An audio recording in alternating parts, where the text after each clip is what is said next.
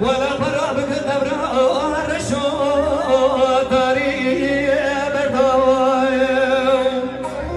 أي وقلم أي وقلم الوحي لو دبشتنا لنقي زي بقرك أمرين وشامنا بيهم أنا بقول الرزش رجع سجرة نبيهم ولا خلاص ريد لي نوكل بينهم أزرام نستعتبر برابين بوابيش بسرجان الشيخ وشيخ وليان ولا بدي خذ بك المرأة